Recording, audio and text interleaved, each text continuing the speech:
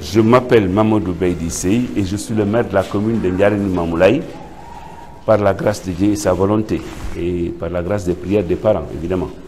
Je suis également membre du Conseil des collectivités territoriales, mais du point de vue professionnel, j'ai bourlingué un peu partout, puisque je suis professeur de français, de latin et de grec. J'ai été également proviseur, ensuite inspecteur d'académie. J'ai été également conseiller dans les ambassades. J'ai également été au niveau du ministère de la Santé, un peu partout, quoi. Voilà. J'ai fait beaucoup de choses, voilà, dans ma vie et je n'ai pas regretté. Et aujourd'hui, je suis là devant vous en tant que maire de cette commune, mais de cette petite commune sur le plan physique, mais grande commune, par le dynamisme et par la personnalité des gens qui composent cette commune. J'ai des ressources humaines de qualité extraordinaire, des gens merveilleux, des gens de qualité, des gens altruistes, des philanthropes. C'est la raison pour laquelle aujourd'hui on se retrouve ici, parce que cet espace que nous occupons, avec à côté la case des tout-petits, de l'autre côté la maison de la femme, de l'autre côté vous voyez également la maison inclusive, celle des handicapés comme on les appelle, c'est la maison inclusive, et d'autres projets qui sont là. Cet espace qu'on est en train d'occuper était un espace où personne n'osait passer, ni de jour ni de nuit, parce que c'était un repère de brigands. Moi je suis là depuis 1972, donc je connais bien cette zone et j'habite dans le même quartier. Donc c'était une zone extrêmement difficile.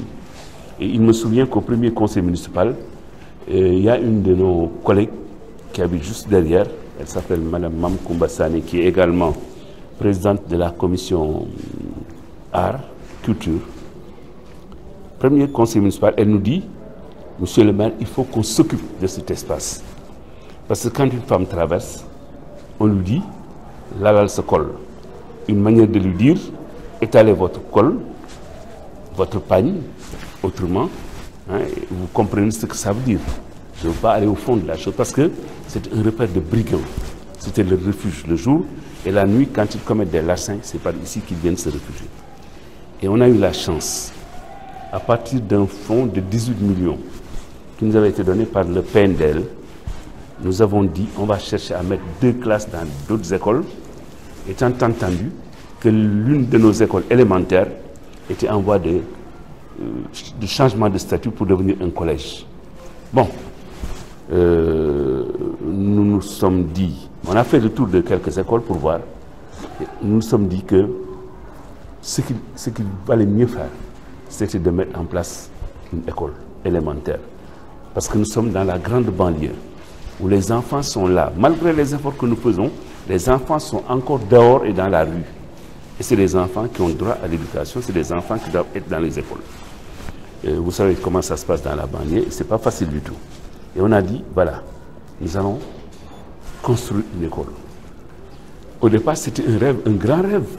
Les gens ont même ri, parce que personne ne pensait que ce rêve pouvait se réaliser. On a dit, écoutez, Gagny, bon, on va y aller ensemble, tous ensemble. Et je vous dis, pendant 2 mois, 2 jours, on est resté là devant, du matin au soir, à accompagner les maçons qui étaient là. Et ce qui est intéressant dans cette affaire, c'est que on a réussi en 2 mois, 2 jours, à construire 4 classes avec la participation populaire. J'ai reçu ici, dans ce chantier, devant mes collaborateurs, mes collègues, j'ai reçu 30 000 francs de participation, 15 000 francs de participation, 10 000 francs, des femmes qui sont cotisées à hauteur de presque 100 000. Même l'IA de l'époque, M. Wad, qui est passé visiter le chantier, ce jour-là a sorti de sa poche 70 000. Parce qu'il était tellement content qu'il a vidé ses poches. Il avait 70 000, il a donné ça. Ali Sall est venu nous appuyer ici, en bas, en nous mettant 2 classes. Un de nos... Bon, c'est en fait, en résumé, en gros, les populations qui se sont cotisées. Madame que vous voyez ici, le matin, venez avec du pain. du pain, du thé. On faisait le thé tous ensemble ici, avec les maçons qui travaillaient.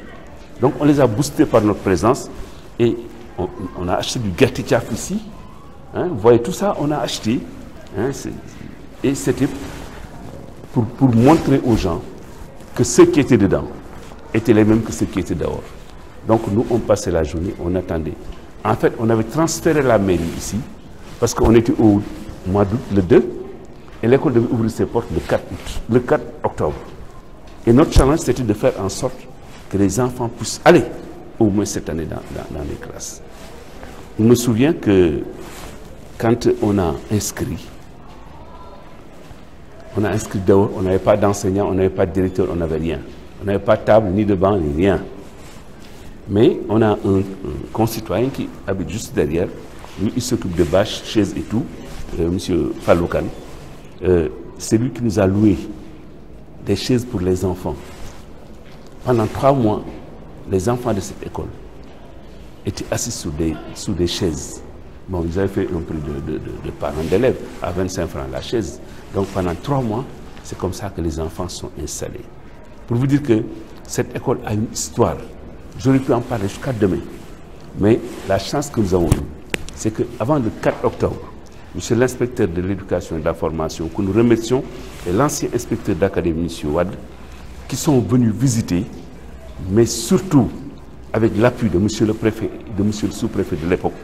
Mais vraiment, finalement, ils ont dit, on va donner des enseignants à cette brave population qui est partie de ses propres moyens, de ses propres forces, pour essayer de construire quelque chose. C'est comme ça qu'on nous a donné des enseignants. Mais avant que les enseignants ne viennent, nous on avait déjà inscrit. Ici, on a acheté un cahier, on a dit on inscrit en attendant. Si on nous envoie un directeur d'école, on lui remet le tout, et puis voilà. C'est comme ça qu'on a fait. Et le 4 octobre, l'école a ouvert ses portes. Nous on dit tout cela, hein. Moi, j'ai traversé un peu la petite cour pour voir. Et quand j'ai entendu les enfants dans les salles, je suis allé au fond. Bon, je ne peux pas dire ce que j'ai vu. Vous comprenez l'émotion en tout cas, qui a été très grande. Parce que, avec une équipe très très engagée, et une population très engagée, nous avons réussi le pari d'ouvrir des classes. Et les autres directeurs d'école nous ont envoyé des élèves qui sont venus. Et l'année dernière, on a fait on a passé l'entrée en 6e l'année dernière, et 2 ans. L'école, maintenant, les enfants qui étaient inscrits au CI, ils passent l'examen cette année. C'est le grand challenge, c'est le grand pari des enseignants. Mais c'est pour vous dire que tout ce qu'il y a eu, même le maire Alussal, il est venu ici un samedi visiter. Quand il a vu, il a été tellement ébahi qu'il a dit, écoutez, je prends en charge 2 classes. On a un collègue, lui, il est, disons, le président de la commission des finances de notre commune. C'est lui qui a des amis au Rotary Club. Si vous voyez là-bas des classes, on a écrit Rotary. Donc c'est pour dire que la première phase de l'école a été construite à partir vraiment des participations des uns et des autres. Ce que vous voyez là-bas, ce sont nos amis turcs qui étaient venus nous voir et on leur a demandé de nous mettre un puits moderne. Parce qu'on n'avait rien. La chambre du gardien que vous venez de montrer tout à l'heure, ça a été très émouvant. Parce que le gardien, quand il n'y avait que des bandits ici, je l'ai appelé, je lui ai dit, toi tu habites dans ce quartier, tu es membre de l'ASC. L'école qu'on veut construire, c'est pour vos enfants à vous, pour mes petits-enfants même, mais vos enfants. Maintenant, il faut venir garder le matériel qui est ici. Et ce garçon, il était là tout à l'heure, je crois, il a passé des nuits blanches ici, à découvert, parce qu'on n'avait rien, à garder le matériel. Aujourd'hui, quand on montre une chambre qui lui appartient, mais qui va lui appartenir par la grâce de Dieu, c'est un grand plaisir. Tout comme le bureau du directeur qui est là. Parce que le premier directeur qui a été affecté, je le dis, monsieur le directeur, on va ensemble squatter la cour, parce qu'on n'a pas d'espace. On a squatté la cour, il est parti, l'autre est venu, il n'y avait pas encore de bureau. J'ai dit, écoutez, on se contente de ce que nous avons, nous sommes des enseignants, et on va travailler comme tel, et puis, pour l'intérêt des populations, on va faire les sacrifices. Aujourd'hui, il a une bonne direction. J'ai vu quelques collègues directeurs qui sont là, chefs d'établissement, mais qui envient déjà leurs collègues. et qui certainement ne manqueront pas de me poser des problèmes. C'est la raison pour laquelle, dans les perspectives que moi j'ai, je crois qu'il faudra que vous reveniez, que le projet revienne ici, dans ma commune. Parce que ça, c'est la commune des savoirs et des savoir-faire. Nous avons le lycée Limamoulaye que tout le monde connaît. Nous avons l'université virtuelle chez nous. Nous avons un bloc scientifique qu'on va mettre là. Et, Inch'Allah, le centre de formation professionnelle qu'on va installer au niveau du département de Guédiawaye, c'est sur notre espace, au niveau de la bande des Filao, qu'on va mettre cela. Pour dire que Ndiarème, c'est le savoir, c'est le savoir-faire. Maintenant, même les arbres qui sont là, les arbres, j'ai dit aux gens, écoutez, on plante des arbres, nains, petits, tout et tout, mais avec le temps, les arbres grandiront avec l'école. Et je crois qu'aujourd'hui, et là, il y a peut-être 15 jours ou 3 semaines, quand je suis venu faire une visite de courtoisie à mes collègues ici, c'est sous l'arbre, très souvent, qu'on me reçoit. Et voilà, donc c'est comme ça que nous faisons.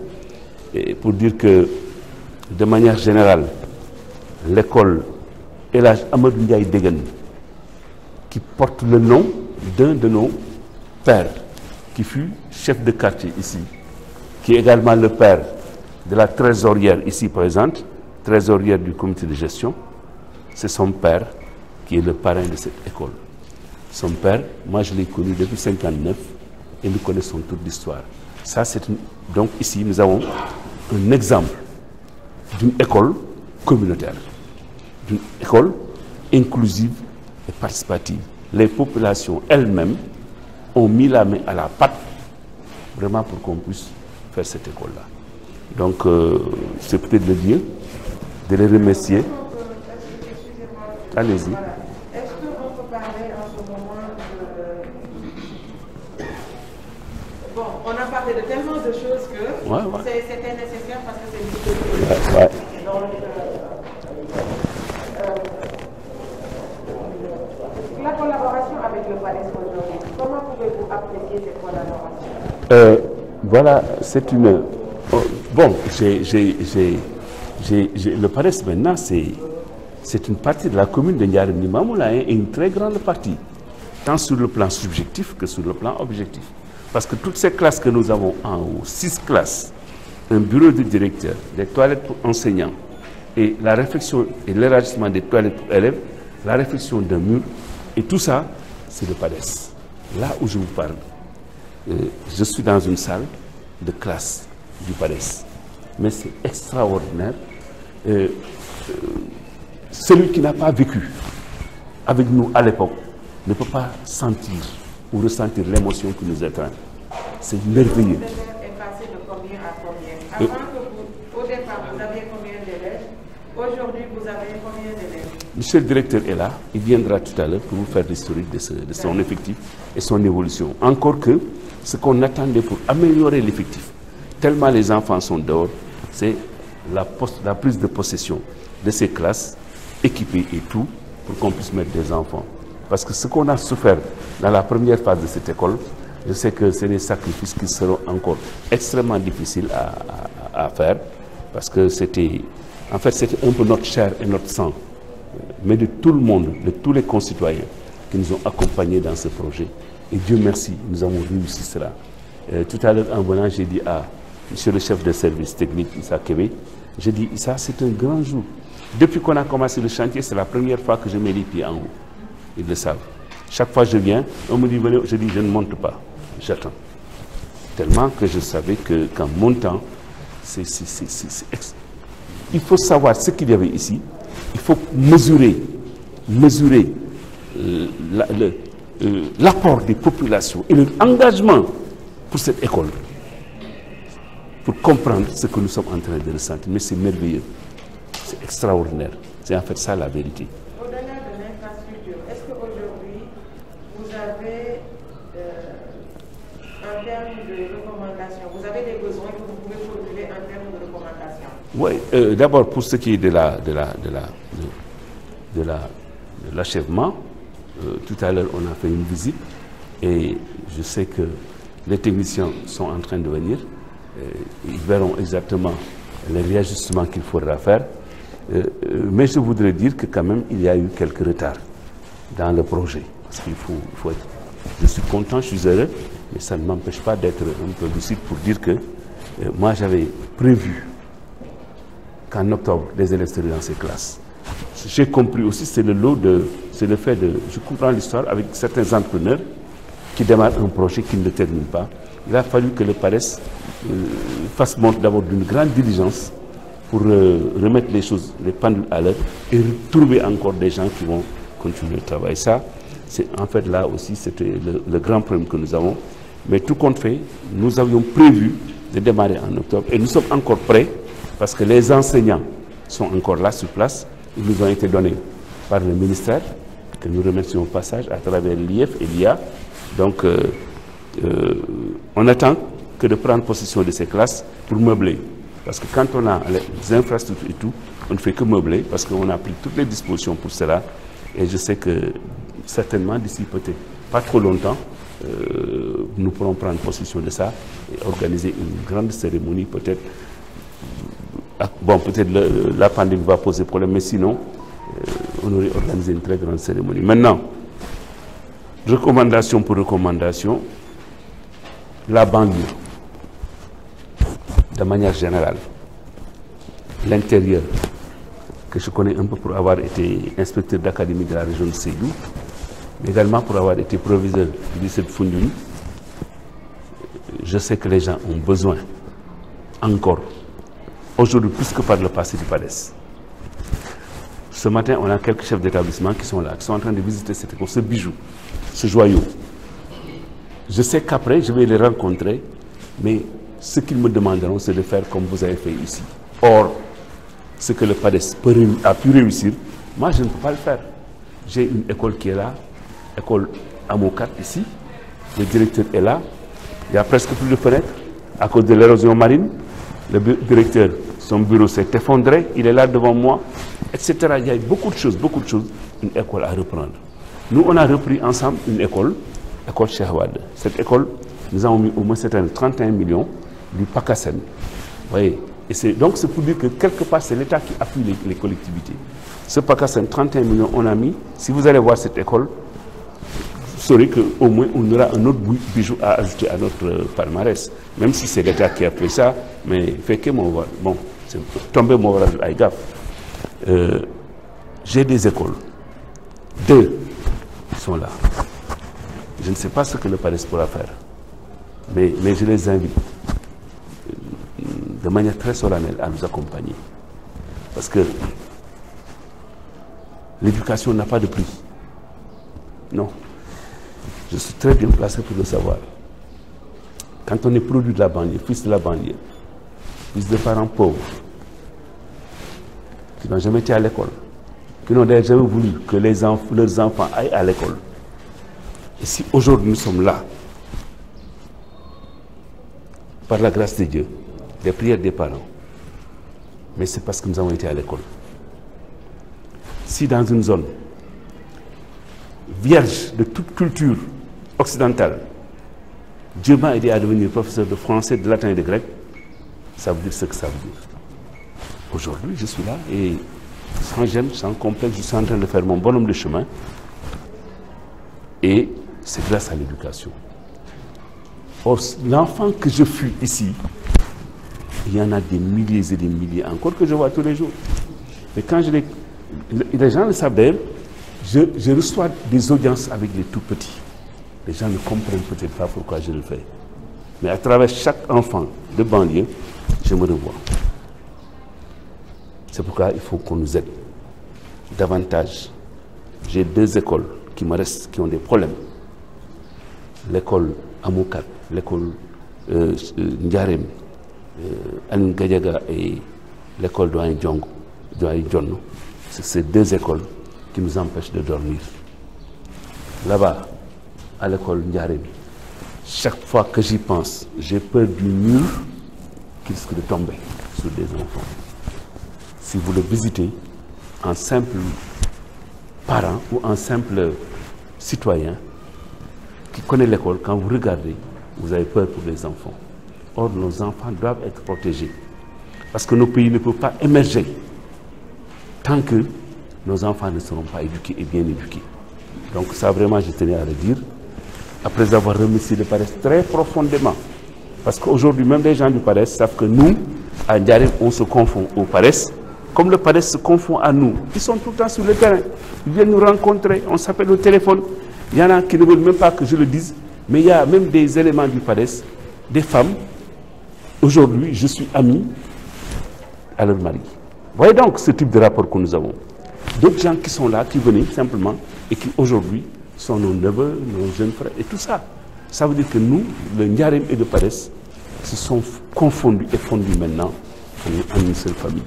Maintenant, aidez-nous encore, et Dieu vous aidera davantage. Merci pour tout. Que Dieu vraiment vous répande sa grâce sur le PADES, sur le ministère, sur le ministre, sur tous les acteurs qui ont eu à cœur de travailler pour nous amener à ce résultat final, qui est en fait l'obtention de ce beau bijou. Merci pour tout. Et pensez aussi à mes perspectives. J'en ai vraiment besoin et très fortement. Revenez nous voir après ça. Vous allez poser tout à l'heure certainement une question sur l'aspect économique de notre partenariat. J'ai participé personnellement à 2 réunions avec le PADES au niveau de la Chambre de commerce.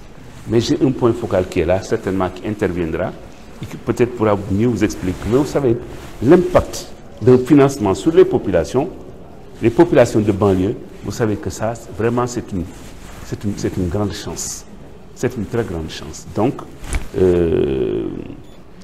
ces financements sont les bienvenus et seront très très bien utilisés parce que nous avons, comme j'ai dit, une population extrêmement dynamique, des femmes extrêmement courageuses. Nous qui vous parlons, nous sommes le fruit de ces femmes courageuses qui très tôt le matin allaient au marché vendre pour nous faire manger à midi les fruits de la vente, nous habiller, nous acheter du matériel et tout. C'est ça que nous avons vécu et c'est ça qui continue ici. Voilà, donc je voudrais en profiter maintenant, si vous n'avez pas d'autres questions, pour remercier mes collaborateurs de Ndiarème Limamoulaye. Tous les concitoyens, à commencer par le bureau municipal qui nous a accompagnés, le conseil municipal, les populations qui ont senti que ce projet était le leur et ils s'en sont appropriés. Des gens nous ont trouvés ici, devant. Ils ont donné 1000 francs. On a acheté du pain, du thé. On a des gagnes. On continue le thé. On passe toute la journée ici. D'autres, comme celle dont je parle, tous les matins, ils viennent avec de quoi manger. Donc, toute la population, chacun et chacune a ses possibilités à participer, ou moralement, ou physiquement, ou financièrement. Mais on n'a été jamais seul dans ce projet, sinon on ne l'aurait pas réussi. Donc, je remercie tout le monde et je confonds dans ce remerciement toute la population de Ndiarème, mais surtout, je remercie le maire Aliou Sall également, parce qu'il est venu, comme j'ai dit, nous visiter un samedi, parce qu'il avait entendu parler du projet.